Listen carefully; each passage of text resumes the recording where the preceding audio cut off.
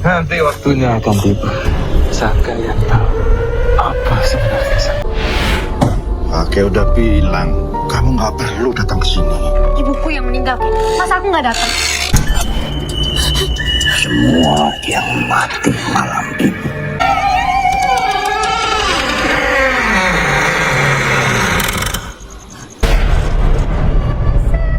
What if Chromolio's biggest twist wasn't in the script, but hidden in a single frame? Today, we're exposing the secret even the director tried to bury. At the beginning of the film, it is revealed that in 1980, many robbers in Majanang City were mysteriously murdered. However, who was behind these killings and how they happened remain a mystery. The city had two main groups of robbers, one of which was led by Sogali, a ruthless gang that seemed impossible to kill. It was rumored among the people that they possessed magical powers or practiced black magic, making it impossible to kill them with ordinary weapons like bullets or knives. Fast forward to 1984, we meet Danong, who is seen burying the dead bodies of Sogali's gang members. Among the corpses, Jarrett suddenly opens his eyes. He is still alive. Danong, aware of Jarrett's black powers through a book he now possesses, tries to kill him with a sharp cutter. Before dying, Jarrett curses the village, vowing that whenever his blood touches the ground again, death and destruction will follow. Years later, a young woman named Zia returns to her hometown, Majanang, with her friends for her mother's funeral. She also has a personal mission to uncover the hidden truth about her father, who turns out to be Jarrett. As soon as Zia steps onto the cursed ground, strange events begin. The weather shifts, and ominous clouds cover the village, reawakening Jarrett's curse. Zia's grandfather, Danong, who is responsible for killing Jarrett, immediately senses danger upon seeing her.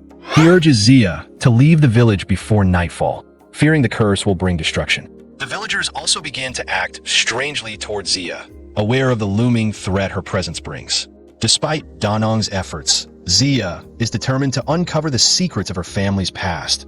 As night falls, eerie shadows and supernatural forces begin to plague the village. Zia's friend encounters black shadows carrying a coffin and experiences terrifying visions.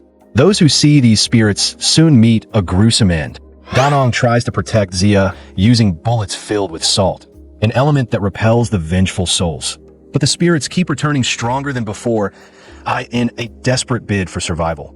Zia and her friend hide in a neighbor's house, only to discover the lifeless body of the friend's mother, who had been killed by the spirits. Despite Danong's efforts, the souls relentlessly pursue Zia and her companions. The terror escalates as they realize the curse cannot be broken by force alone, and Zia must confront her father's dark legacy to end the cycle of death and destruction haunting Majanang City. The souls grow more vicious, and this time, they kill Zia's friend, leaving her devastated. Meanwhile, Danong seeks out a man who had been warning the villagers to stay alert. Danong asks him for an amulet and salt bullets, tools to protect themselves from the vengeful spirits. The man questions Danong's intentions, to which Danong responds with determination. Jarrett's daughter, Zia, has returned, and according to the curse, her blood could bring destruction.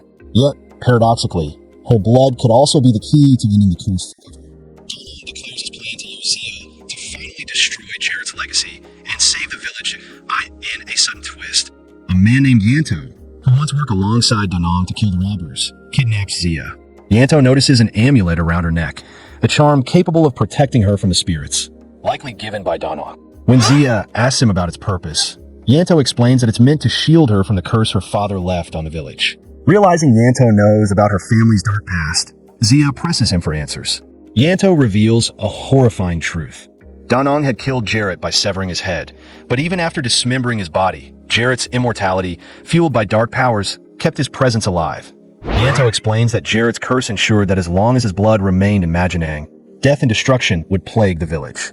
Since Zia carries her father's blood, her arrival reawakened the spirits of the Sogali robbers. Those who witness these vengeful souls are swiftly killed. Heartbroken, Zia remembers the ominous black clouds that gathered the day she arrived, an ominous sign of the curse's return. Meanwhile, the man who had given Danong the amulet faces tragedy. His wife, furious about giving away their only protection, demands an explanation. Suddenly, a knock sounds at the door. Ignoring her fear, she opens it and comes face to face with the spirits. Though her husband tries to save her, both of them meet a gruesome end at the hands of the spirits. Back with Yanto, Zia learns another devastating truth. Her father is still alive in some form.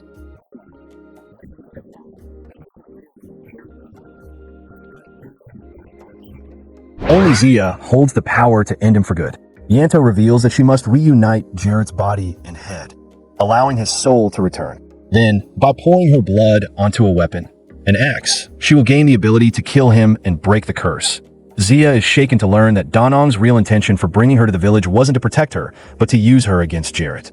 Yanto exposes Danong's dark past, explaining how he once allowed the Sogali robbers to terrorize the villagers before killing them himself, unintentionally unleashing the curse.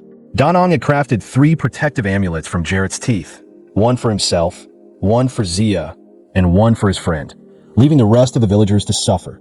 Determined to save the village, Zia vows to stop the curse.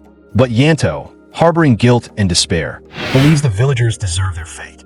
He points a gun at Zia, hoping to end her life and, with it, the curse.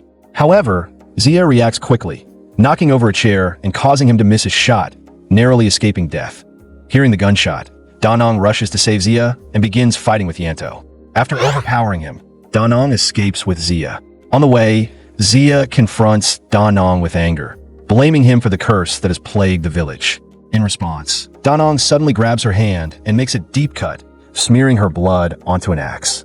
He hands it to Zia and says, "Now you have the power to kill your father." Zia, however, refuses. Her love for her father, Jarrett, prevents her from carrying out the act, especially after learning that he wasn't inherently evil. She had been waiting 10 long years to reunite with him and couldn't bring herself to take his life. Danong, undeterred, tells her, "If you won't, I will. All I needed was your blood."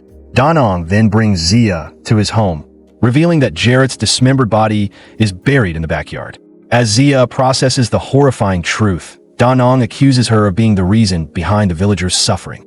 Overwhelmed with guilt, Zia removes the protective amulet made from her father's teeth.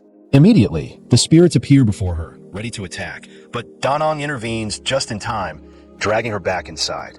Danong starts digging up Jarrett's buried remains, preparing to reunite his head with his body.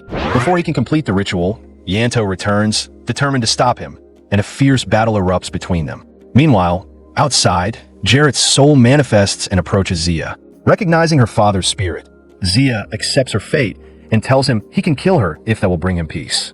But before he can act, Danong completes the ritual and Jarrett's soul fuses with his body. In the final scene, a mysterious stranger appears, retrieving Jarrett's body. It is hinted that this figure had been searching for Jarrett for years and was the one who manipulated Danong into setting these events in motion, leaving the door open for a new chapter of the curse to begin.